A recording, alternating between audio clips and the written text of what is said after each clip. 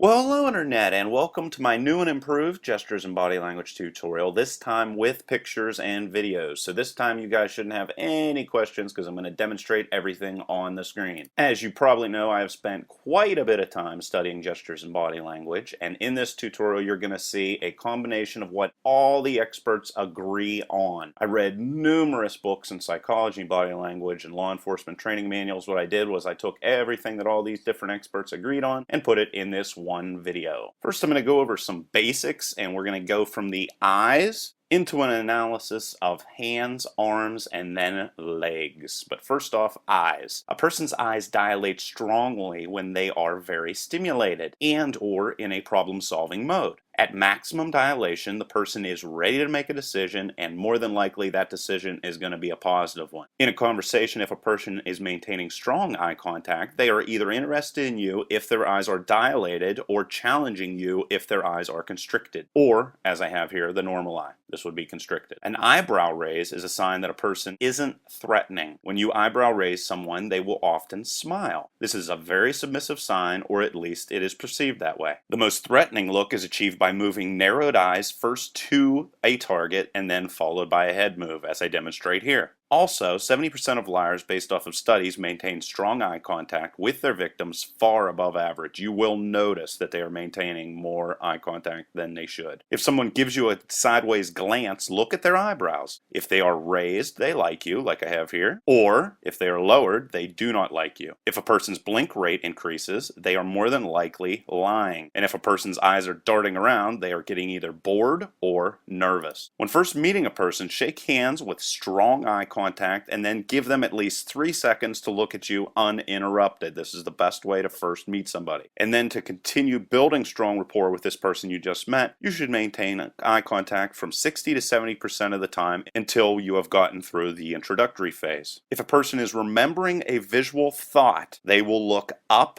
and towards right. If, however, they are constructing or making up a visual thought, they will look up and to your left. So, for example, if asked what color is your house, they will look up and to their right, like you have right here, because that's a visual thought they can actually remember. However, if they are asked to imagine their house was purple with yellow polka dots, they would look in this direction because they have to make this up. By studying the eyes, you can also tell when a person is lying. If you ask somebody a question and they look in this direction, chances are they're going to tell you the truth. However, if they look in that direction before answering you, chances are they are going to lie to you. If a person looks sideways and to your right, they are remembering something they heard. So once again, you ask them a question, their eyes dart in that direction, you can then tell more than likely if they're going to either lie or not lie. If they are constructing or making something up, they will look sideways and to your left, as I am doing here. Once again, for example, if asked what is your favorite song,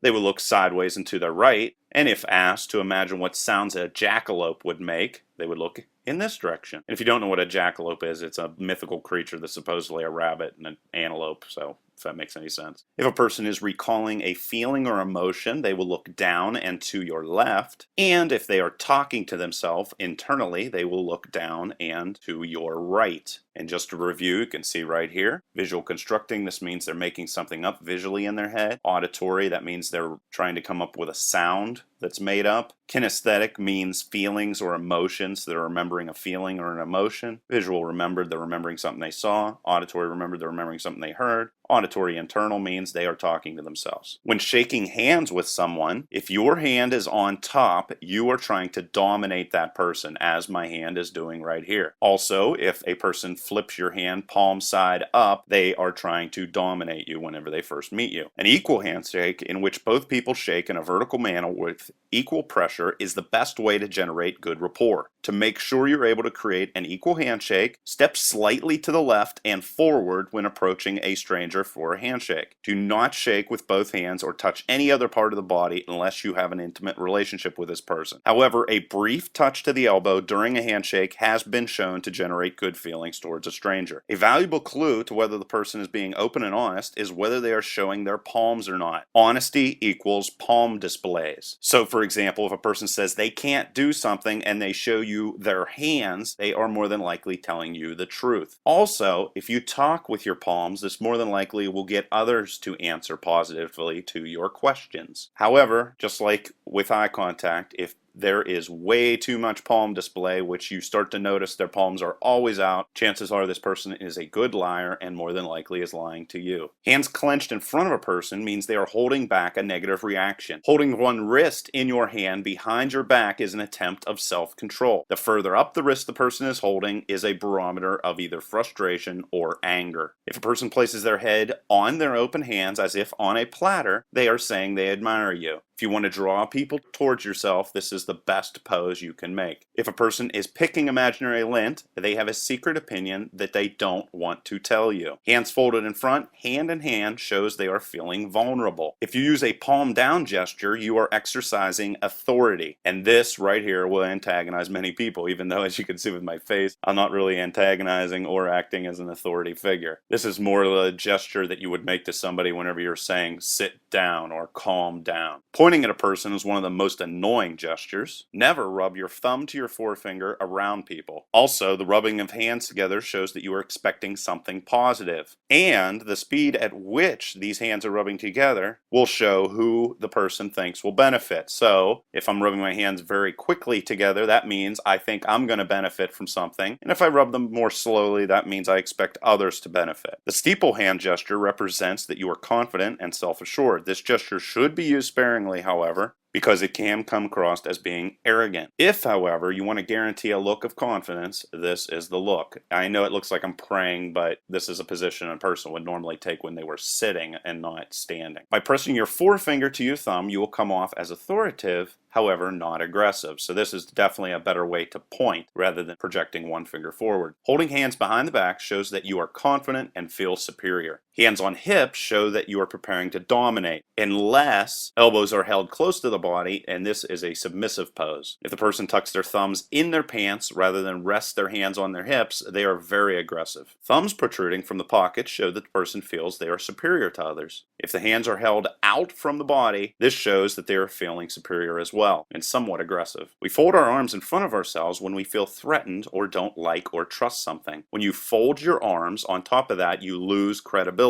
And if you are folding your arms while grasping your biceps, it shows that you are feeling insecure, as I demonstrate here. If, however, you clench your fists while folding your arms, people will see you as being hostile. Arms crossed with thumbs turned up shows that a person is warming up to you. Women will often use their purse to create protection in some situations. And if in a meeting a person puts a drink on the opposite side of the hand in which they are drinking, as I demonstrate here, that shows that they feel uncomfortable. Information you gain by studying leg and feet positions is extremely useful because people have little control over their feet. This is also why most meetings feel only comfortable if the two people have their legs hidden by a table or a desk. If you want to appear young and vibrant, walk quickly while swinging your arms. Your feet will point towards where you want to go. So in this instance, I want to go to my right because that foot is protruding that direction. When first meeting with someone and you want them to open up, always offer them a hot coffee or tea. That makes it very difficult to remain crossed up without burning themselves. Another tip to get a person to unlock themselves is to ask them positive questions that get them to tell you what they are feeling. Never cross your legs and then have both hands cradled behind your head. This is extremely off-putting, especially to women. The jiggling of the feet is a sign that the person wants to get away from a situation, as I demonstrate here. Open and uncrossed legs show that you are open or dominant, while crossed legs show that you're closed off or uncertain. And this is true whether you are sitting or standing. And if you ever want to find out who thinks they are the alpha male in a room full of a bunch of men, look for the man that is sitting like this. If legs are crossed, my hand is pointing the direction towards what I prefer in this situation. Never ask a person to make a decision if they have both their legs and their arms crossed. And if a person has their legs crossed and they are holding them in place, as I demonstrate here, with their hands, they are feeling very stubborn and are more than likely in a mood to reject any of the opinions you may provide. A person that locks their ankles together is essentially biting their lip and holding back a negative emotion, or are just fearful or uncertain. And if a person locks one foot around their calf or thigh, they are showing signs of timidness. Approach them as a friend in a low-key, submissive way to relax them. If a person sits oddly in a chair, they are showing you that they don't see you as important and they are the dominant person in the room. And if they place the back of the chair in front of you, they're in the mood to take control of your situation and are very dominant and stubborn and aggressive. Women specifically cross and uncross their legs around people they like, and more specifically, cross their legs in a parallel manner when they really like someone. I never sit like this because it's terribly uncomfortable, but I'm demonstrating how a woman would sit whenever she would be attracted to somebody. You can check to see that a smile is sincere by checking for wrinkles around the eyes. I naturally have wrinkles around my eyes. I'm trying to make a fake smile and having a hard time doing it.